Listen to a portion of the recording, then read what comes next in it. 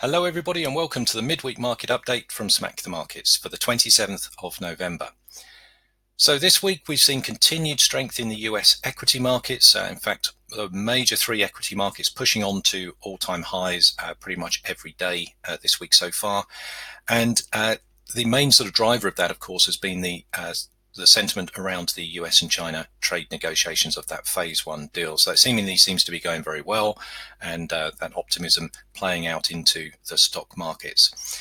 So let's take a look at how the markets have been faring that we discussed on Monday and some of the opportunities that we're looking at going into the second half of the week. Now, if we come and take a look at the US equity markets here and take a look at the Dow, we can see that the market, again, from the open has of this week, continued to push on high and pushing on to all-time highs here. Trend structures looking sort of very strong, and at this moment in time, we're not looking at any opportunities to fade this market. So we're still looking at managing positions and looking for more long positions on intraday timeframes as the market and the trend continues here. So if we take a look at some of the other equity markets, you'll see that the S&P's still looking very similar, still looking extremely strong, and the NASDAQ as well. So we certainly don't want to be sort of fighting that direction. Now, if we come and take a look at the silver market, silver on Monday, we were looking for opportunities here as the market sort of continued to break underneath the $17 level. It barely got there actually, and now the market sort of pulled back above that 17 price point. So for us, we're still favoring opportunities underneath 17, or between 17, I should say, and down towards that sort of 16,300 level. But at the moment, the technical structures here are not our favorite, and we're just leaving this one until we get some clearer direction on precious metals and particular silver. One of our more favorite commodities going into the second half of the week here is oil. So if we come and have a look at oil on the daily time frame, you can see that we've got a fairly reasonable trend structure here on oil. It's been trending higher, and recently the market's now sort of broken through that $58 level. And there's a fairly reasonable trading window here from 58 up to around the sort of 60, 50 level up here, where there's been previous support and resistance, as we can see. So fairly decent sized trading window to the long side. Looking at higher prices here, looking for this long trend to continue.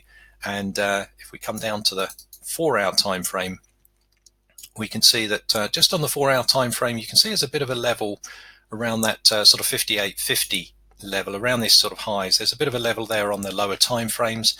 So what I'm favoring is waiting for the market to get above this sort of price point, and then looking for sort of retracements and buying opportunities from there, obviously looking at stronger prices there in oil going forward. Now, if we come and have a look at the currency markets, on Monday we were looking for opportunities here on the dollar Sing. So again, a dollar strength play is what we were looking for. The market here broke through the level. This is the 4-hour time frame. This was the previous resistance level that then became support. And we're looking at this trading window up here to 136.80 to 137. And you can see that the market sort of continued to move on quite nicely.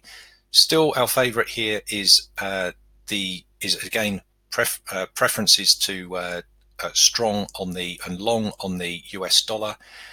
Dollar Sing here, again, seen a bit of volatility in here, and there are some of these US dollar markets looking sort of quite nice, but the main theme here is US dollar long until these trends get sort of broken, and we've got some nice sort of trends on some of these markets now. Now, some of the other opportunities that we're looking at going into the second half of the week is Kiwi and Kiwi Yen, so strengthening the Kiwi markets basically. If we take a look at this on the daily time frame, this is Kiwi Yen. In the trading room, we're already positioned in this market, and we continue to look for more long opportunities and to manage these positions since the market sort of broken through this $70 level. So you can see that the 70 level was our sort of trigger point. This was that we were waiting for the market to get through this.